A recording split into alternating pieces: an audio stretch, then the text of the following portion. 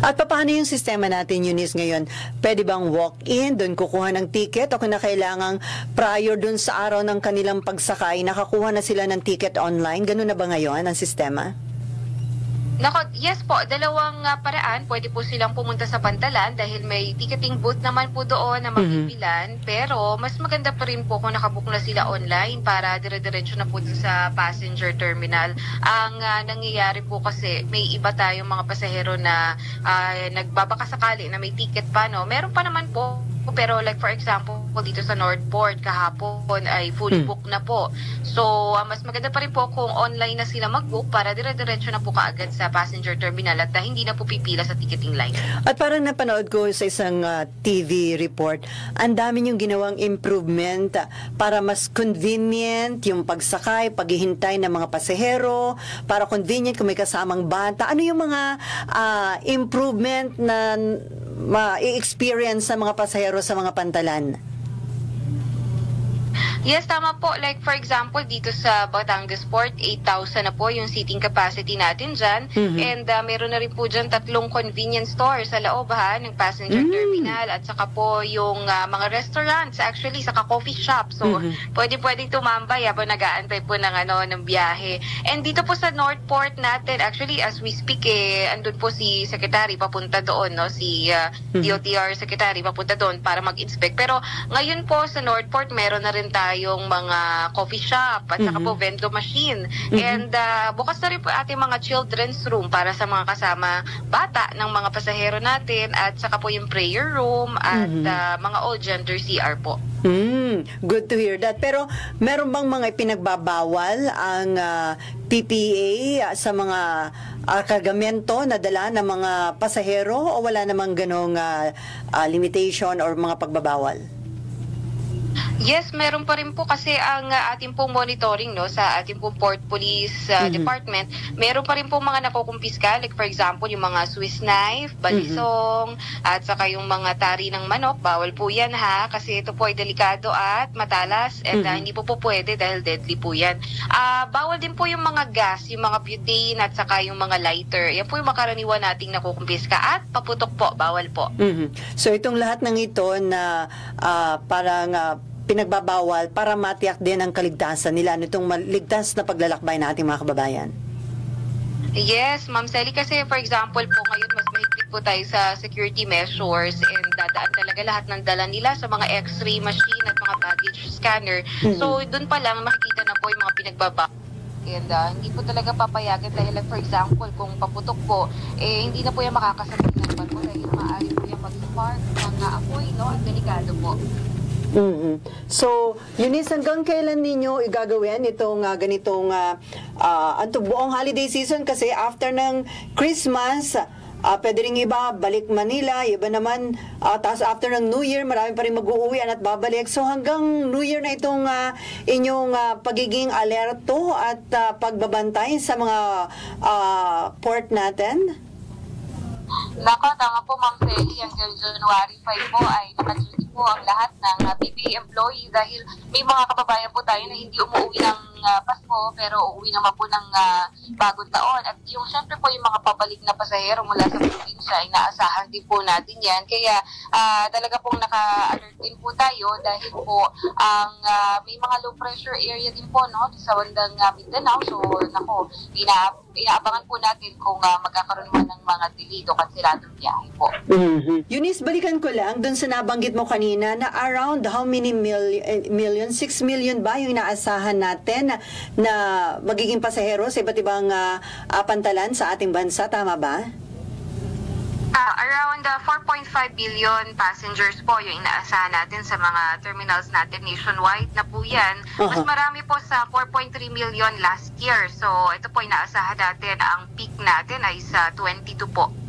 At wala namang pagtataas ng pamasahe ngayong holiday season? So far sa ating po monitoring, wala po naman. Bagamat yung pamasahe po sa mga barko ay sa ilalim na po ng marina at sa mga shipping lines. Pero sa PPA po, ang binabayaran lang naman po ay terminal fee, ano? And right now, sa mga terminal fee po sa BPA, wala naman po. At masisiguro ba na lahat ng ating mga kababayan na sasakay ng barko ma-accommodate? May sapat na bilang ba ng mga barko na pwedeng sakyan na yung ating mga kababayan? Yes, pagdating po sa barko, actually, meron naman po tayong mga fully operational na mga barko nationwide. Bagamat ang hiling nga po ni PPA GMG Santiago isa na dagdagan yung mga barko, no, para mas mabilis po yung turnaround at saka po para dire-diretso din yung biyahe, no. Bagamat may mga barko naman po, mas maganda pa rin kung mas marami po yung barko. Gaano ba karami ang shipping lines na nagsiservisyo sa atin sa iba't ibang port area? Nako, marami po, Ma'am Sally, because our ports are 100 plus nationwide. So, iba-iba po yung shipping lines na yan na operational sa bawat po probinsya at dito po sa Metro Manila.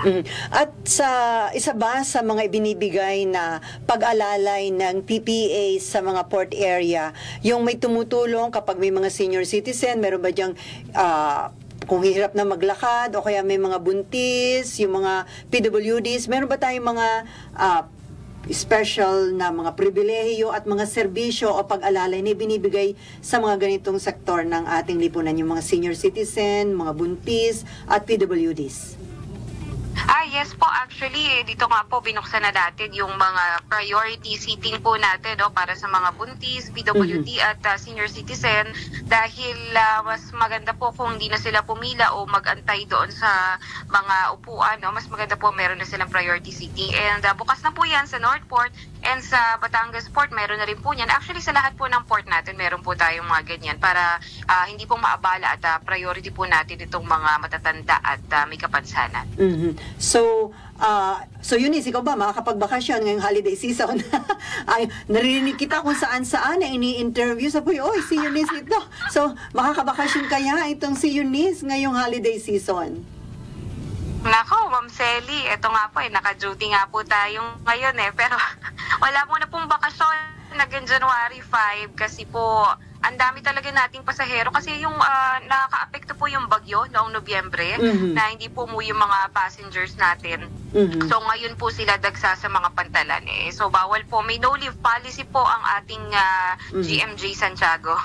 And hopefully hanggang matapos ang taon, hanggang masalubong ang bagong taon, sana wala nang pumasok na bagyo o masamang panahon, no, para talagang yung mga kababayan natin maayos at ligtas silang makauwi ng kanilang probinsya at huwag silang may stranded. Alam naman natin kapag nagkakaroon ng masamang panahon, minsan may mga na-stranded na pasahero. Naku, tama nga po yan kasi actually ang Port of Sasa natin sa Davao sa kayong mga passenger port natin dyan sa Cagayan de Oro, meron pong mga binabantayan ngayon na sama ng panahon. So medyo maulan po doon ngayon. Ang nangyayari po kasi kapag kunyari may masamang panahon doon sa parting Mindanao, Visayas, hindi rin po makakabiyahe yun nandito sa Maynila kapag papunta sila doon dahil hindi na po nire-risk ng Philippine Coast Guard na bumiyahe kapag malakas po ang alon. So sana nga po wala na pong masamang panahon para dire-diretso na rin po yung kababayan natin. At Eunice, may mahusay bang sistema ang PPA para i-inform ang publiko, yung mga pasahero? Sa inyo ba yung responsibilidad yun o sa mga shipping lines kapag may mga madidelay or tigil na yung hindi lalayag na barko? Kanino ba responsibility yun na i-inform yung public? Yung mga pasahero? Actually, kapag hindi tuloy yung biyahe o kaya po delayed, ang ating pong rule doon sa passenger rights po at sa mga passenger rights sa mga bumabiyahe via sea, dapat po i-inform sila ng kanilang shipping lines na canceled o delayed. Makakatanggap po sila dapat ng text message at saka po email na kanilang biyahe ay hindi tuloy. Bagamat sa atin po sa PPA, nagpo-post na rin po tayo sa social media page ng Philippine Ports Authority at saka 24/7 po may sasagot sa PPA page po pag nag-message po kayo doon dahil doon na rin po nagtatanong yung ating mga kababayan. So sinasagot na rin po natin at may record din naman po tayo kung ano yung mga kanselado, suspended at mga tuloy na biyahe. So, ganun po ang nangyayari ngayon. Pero parang sa kunyari sa airline, dapat po nag-i-inform yung airline sa pasahero na hindi tuloy yung biyahe nila. And I'm sure dahil ngayon ay patapos na yung taon, this early ba, may mga ganong planning session na ang PPA? Kung ano pa yung mga improvement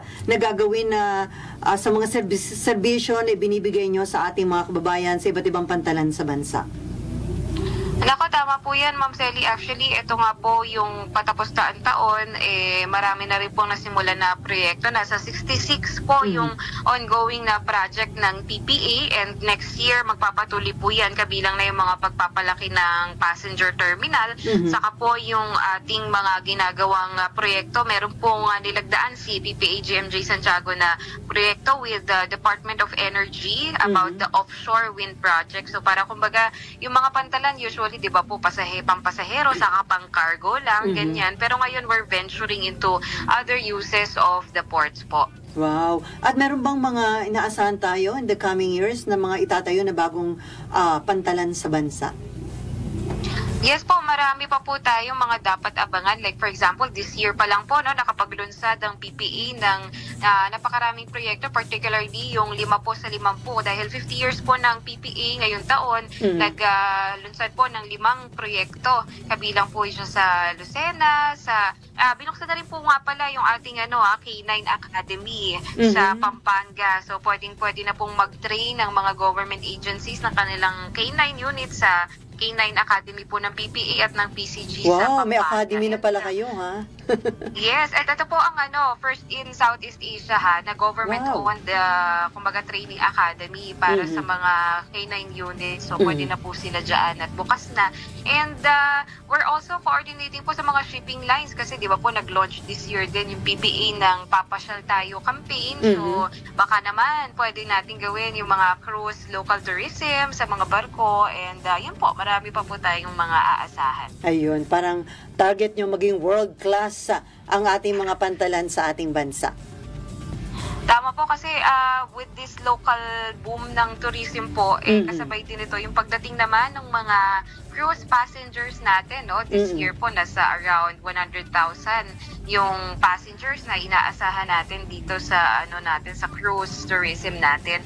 Mostly po ang mga bisita natin ay galing Europe at mga bansa sa kabilang ibayo ng mundo, and nire-receive po natin sila dito sa mga pantalan natin, particularly sa Ilocos Port, just Corimao po, and dito rin po sa Palawan, usually mga tourist destination po.